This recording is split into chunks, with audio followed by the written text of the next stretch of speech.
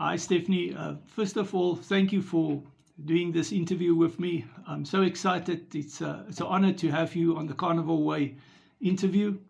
And you've got such a powerful story, and I'm sure people are going to learn a lot from you. And thank you for sharing that with us. So, if I may ask you, tell me a little about yourself. Thank you. Well, thank you so much for having me. I am new to this, and so I have been. I have struggled with many different battles, health issues for years. I've had PTSD from some traumatic issues stemming from when I was 18. I've overcome cancer, and then I was a stay-at-home mom for about 15 years, in which I steadily gained weight and my depression worsened and my PTSD was manic and out of control. And I suffered for a lot of years, and I had injury after injury, illness after illness. And so fast forward to now, I have found healing through the carnivore way of eating. And it is absolutely liberating. I'm no longer chained to medications or diagnosis, labeling me and so on. And it's really been wonderful. Yeah, it's powerful. It's so powerful, and I'm glad that you're sharing it. I enjoy your videos a lot. It's very inspiring, and you must never Thank stop to you. make them. You must please continue, and your messages are so positive and uplifting. So never I stop with that. appreciate that. Say again. Sorry. I really appreciate that. No, no, It you. was a long time I was not positive. So I'm grateful to be where I'm at now, for sure. Yeah, that's wonderful. Um, Listen, in one of your videos, you mentioned you were walking with a cane even just a few years ago. And now I see you are running on an athletic track. And that's amazing Yes. testimony. Tell me about your health journey. So what that was a little over a decade ago. I was I was overweight. I was approximately 224 pounds, and I had developed plantar fasciitis, which is in the heel of the foot, and the pain was unbearable. And I don't know how much you know about that, but it's the fascia at the arch, the bottom of the foot from the heel. And so I went to the doctors for it. And initially, they gave me some steroids, and then they gave me some cortisone shots. And the pain was so bad. It was like every morning stepping on a 4-inch knife blade. And it just got to worse. I couldn't bear weight on it anymore, and I was using a cane just to move about. And so that started a whole chain reaction of events, because then the doctors were constantly giving me pain medicines and steroid shots and cortisone shots, and no one discussed with me that, hey, if you lose some weight, this might get better, or that certain foods could be inflammatory that would be agitating the situation.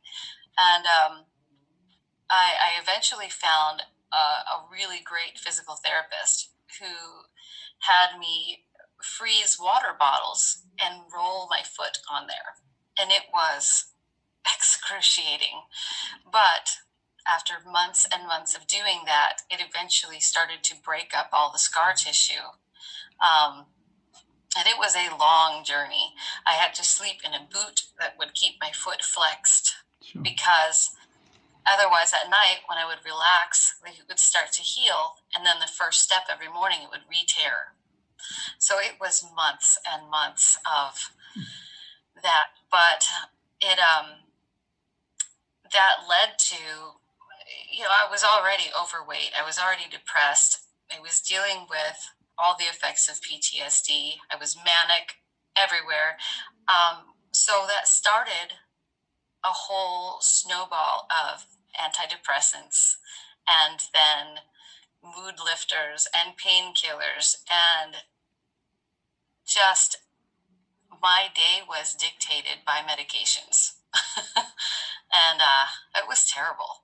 It was terrible. But as I have lost weight, as I have made dietary changes and gotten off the medications, gradually things are healing. And eventually I was walking and then running. And I'm really, really, really thankful that I've had the opportunity to take control of my own health. Yeah, yes, this is an amazing story. Yeah. You mentioned you were diagnosed with chronic obstructive pulmonary disease, or COPD, about a year and a half ago. There are many people that suffer from lung-related problems, and how did carnivore help you, particularly related to that?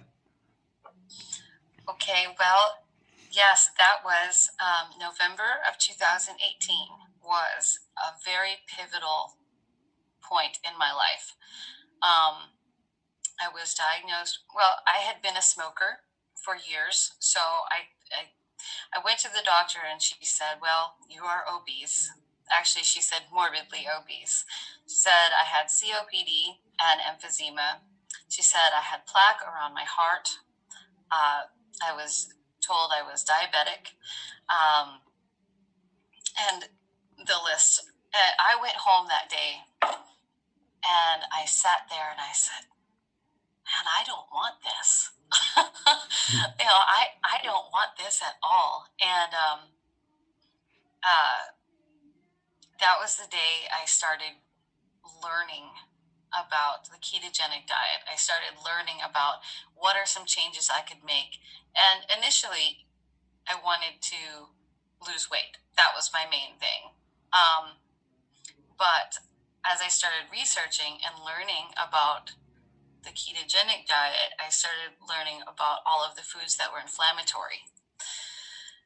So that day, I made the change to keto, and then it was just a few months after that I naturally transitioned to carnivore way of eating. And that played a really big role, because by eliminating all of the starches, carbohydrates, the dairy, I was eliminating all of those things that are producing inflammation and swelling and mucus. And of course, the addition of quitting smoking, well, the weight started to come off and I started getting healthy. And, bit by bit, one thing dropped off the list after another. And the last 18 months have been absolutely life-changing, for sure. And I don't take any medications for any of those things. Sure, that is wonderful. Tell me, how long were you keto? I did keto for about 7 months before I realized, hey, this was too complicated for me. It got to be very, like, I mentally, I was, I can't go over these calories and I can't go over these macros. And, but I still dealt a little bit with bloating and the rashes and some oxalate dumping. Yes. And so that was when I just sort of went, you know what? I will try carnivore. A lady that I knew, she had lost about 180 pounds doing carnivore. And so I said, what are you doing? And she told me about it. And I said, well, I can try anything for 30 days, Yeah. And so I thought, well, I will give it a try and see how that works. And well, I just kept getting better and better, so I never went back. That's wonderful. And tell me, before keto, what kind of diet did you follow before that? The first 6 months of the 18 months? Before that, I just garbage. I just ate the standard American diet, and I lived off of French fries and fast food. And Yeah. Okay. It sounds like Process. it sounds like me. I was also like that with my Coca-Cola. You know that I drank 5 liters of Coke a day. Eh? Wow, Yeah. that is, and that was I really liked Coca-Cola. That was what I considered was my holiday treat. Was I had that for breakfast, and um, as far back as being 16 years old, I can remember having a Snickers bar and a Coke, and that was breakfast. So Sure. yeah. Incredible. Stephanie, tell me, where did you hear of carnivore? How did you found the carnivore message? So I had mentioned there was a lady who I saw at church, and she had lost a lot of weight, and I said, "What are you doing? Like, I want to know." Okay. And so she started to tell me. She said, "Well, I just eat meat. I eat a lot of meat." She said it's the carnivore diet, and so I got on YouTube, and then I found Dr. Sean Baker. I found Laura Spath. I found Kelly Hogan and Amber O'Hearn. Her story, her journey with depression was really, that was the thing that lit the light bulb for me. And I went, wow, like, and just of course, Michaela Peterson and Jordan Peterson. I love their story. They're absolutely wonderful. And I thought, if I can find a way to manage my moods, well, that would really be something. Yes. And so, yeah. That's powerful. You talk about the importance and benefits of exercise a lot in your videos. How does sport help you? Were you an athlete before carnivore? Not for many, many years. I was when I was young, but no, I've been overweight and unhealthy for years. Since I started eating the carnivore diet, it's just sort of been a natural progression, because all of a sudden now I have energy that I didn't used to have. I'm sure you can relate. I wake up and I feel amazing. And that is really new to me. And I just embrace it. I love waking up and feeling good. After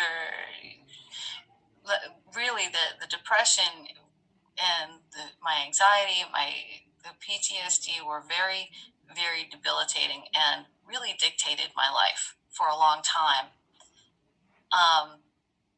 until recently. And so now I wake up and I feel good. So I just go for a walk. And that time that I spend outside, that I hit the track or that I run, is, anybody that sees me, I'm smiling the whole time, just because I can. Yes.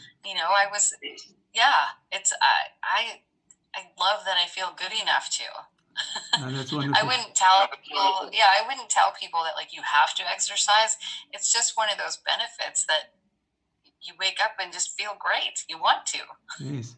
I used to do a little bit of master athletics quite a few years ago.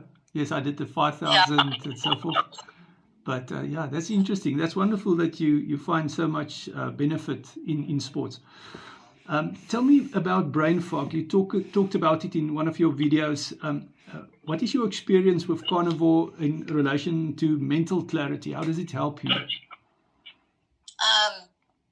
I spent a lot of years being labeled. Oh, you're just crazy. Oh, you're forgetful. Oh, all of those things. And so I really started to believe that. And once I started eliminating the sugars and the carbohydrates and all of those things, all of a sudden my memory got really good.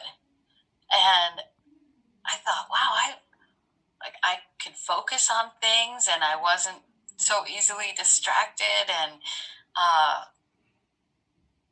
things that I had forgotten, recipes that I'd been cooking for my whole life, all of a sudden I could just remember everything so clearly. And the best way I could describe it is if anyone used to drink, like you would wake up and feel that groggy-headed hangover feeling, and I don't have that anymore. I wake up and I'm ready to go. Yes. Well, I can tell I'm you. sure you probably experienced some of that as well, yeah? What I can say is I know many people that struggle with brain fog, and they complain a lot, and if they can find this video, I'm sure they will be inspired to try the carnivore way of eating. Yes. Well, I hope so. Definitely. You focus a lot on helping other people. Why? I love that question. In the worst of my depression, and after the divorce, after I had just hit a bottom, in about 2014, everything just kind of went bad. And all of a sudden, I found myself 44 years old, a single mom, trying to start a career, and my self-esteem, everything was just awful. And through a women's work train program, it's a ministry called Hardison's Marketplace.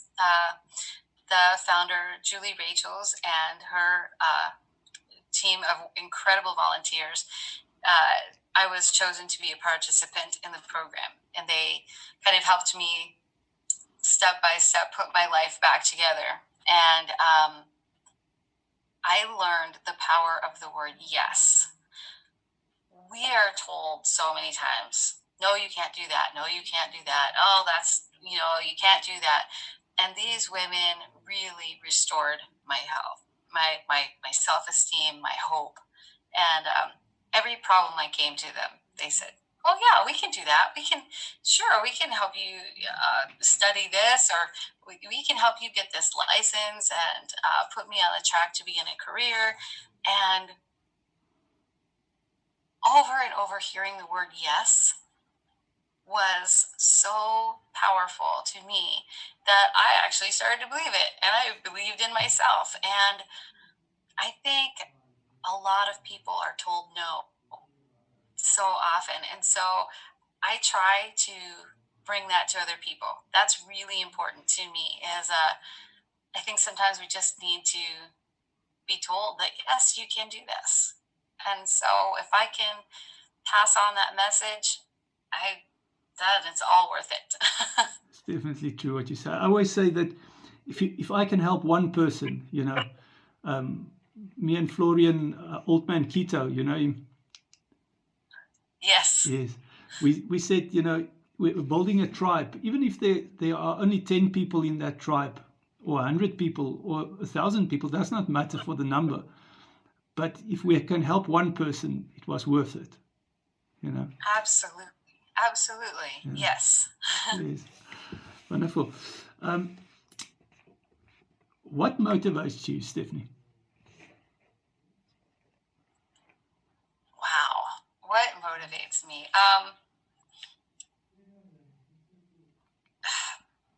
The fact that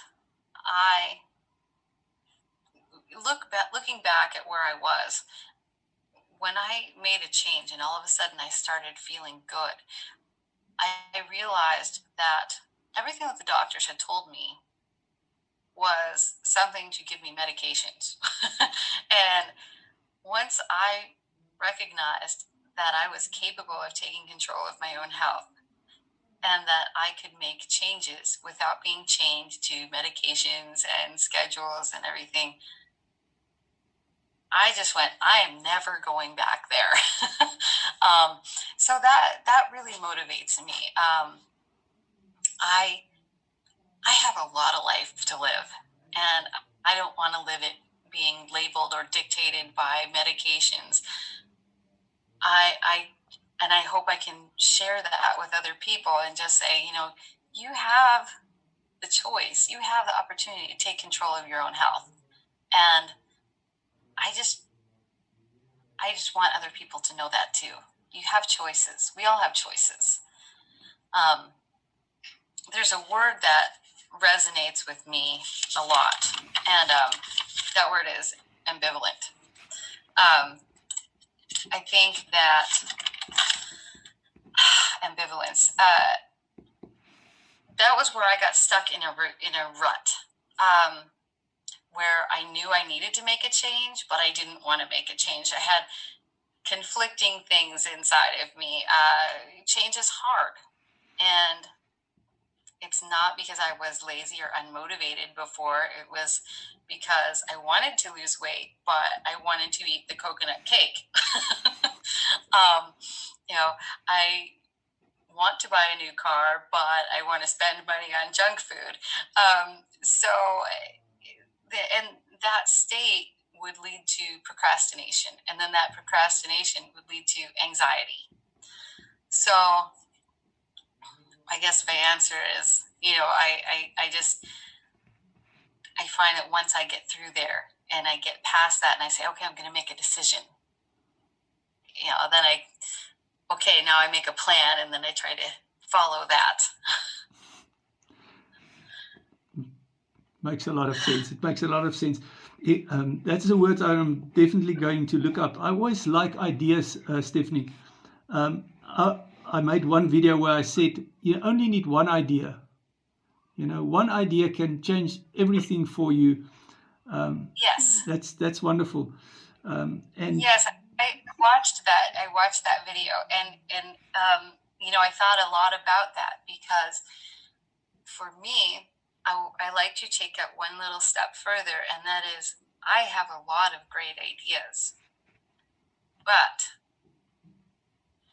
then I sit on the fence and I don't jump and take action. So I have to take that great idea, and for me, like I said, I have to put it to paper, and then I have to have a plan to get there, because otherwise they'll just be ideas that I set on the shelf, but I love that concept, and you're exactly right. You just have to go, this is my idea and this is what I'm going to do. And yes, that is powerful stuff. And then action. Yes. All right.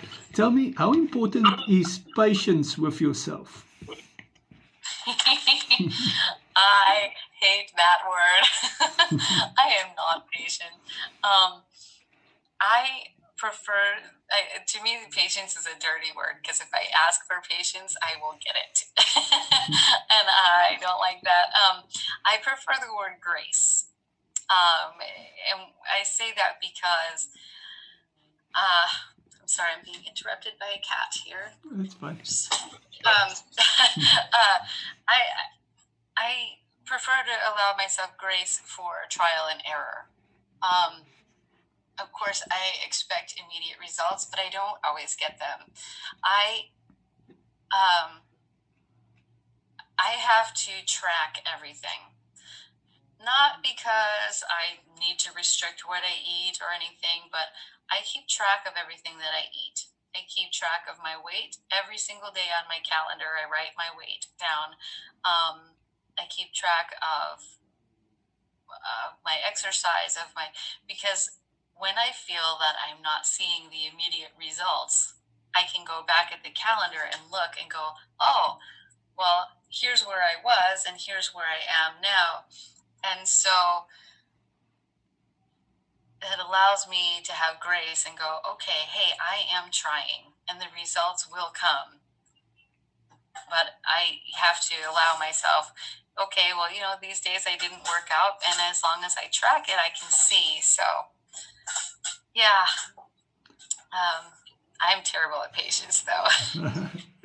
That's powerful. What advice would you give someone that may have experienced similar challenges that you faced? I think I would say it's kind of like have one good idea. I say decide. Decide to change. Decide to make a goal. Take that goal and put it to paper. Make a plan to get there, and don't be afraid of failure. I didn't just jump on the keto train and lose a bunch of weight and then become a superstar. I cheated and I failed and I experimented, and you have to find what's right for you. Everyone's body is different. Everyone's moods are different, but don't be afraid to try something. If you try a ketogenic diet and it doesn't work, okay, take the time to learn a little bit more about it. If you try the carnivore way, give it your all. Commit to it for 30 days. But whatever it is, just don't stop trying. That is very good. Yeah, and I always say, I want people to make an informed decision. Yes. That's why I share. I say it in so many videos that I just want to share and let people make an informed decision. And sometimes I feel I'm in somebody's face a little bit, but at least they can't say, well, I did not know. So that's one thing they won't be able to say with me. So. Yeah, I understand that. I get that too, where I feel so strongly about this because it has healed so many things for me. For the first time in 30 years, I'm not taking antidepressants or psych meds or anything. And you guys see my smile, and I'm happy. I'm actually happy. And I wasn't for a long time. And so just that I'm capable of feeling happy is so exciting. I want everyone to feel this good. So, but yes, I get it. Sometimes you feel like you're in your face, but it's because I'm really excited about feeling so amazing. Yeah. But one thing that I've learned through the time that I've been doing this is you can't want it more for them than they want it themselves. They must want it. And I spoke to somebody recently, and I explained the situation to her and what can be the benefit. And I say, if you really care for your loved ones and your children, you would consider this at least. Go and I don't say you have to do this, but at least go and listen to the videos, at the very least. Yes. But then again, what is the easier route? It's to take medications or to give the children medications and to go to the doctor instead of feeding them the carnivore diet. But like I said, I just want to get the message out there. I don't say do this diet. I say take the information, consider it at least. If it's not for you, then it's fine. But at least you would have thought about it. Yes, I agree 100%. Like I said, just try, just learn. I always suggest to people, I say, I challenge you to learn one new thing a day. I try to dedicate at least 30 minutes a day to reading something, watching a podcast, listening to something. I try to soak up all of the knowledge I can, because knowledge is power. And if you gain that knowledge, that power, now you've got enough information to make an informed decision about your own health, about anything, really. Very true. Stephanie, we are running out of time. Oh, that is so fast. It was very fast. But I've got some more questions to ask you. So I wonder if we can reschedule for another interview, if you would like that.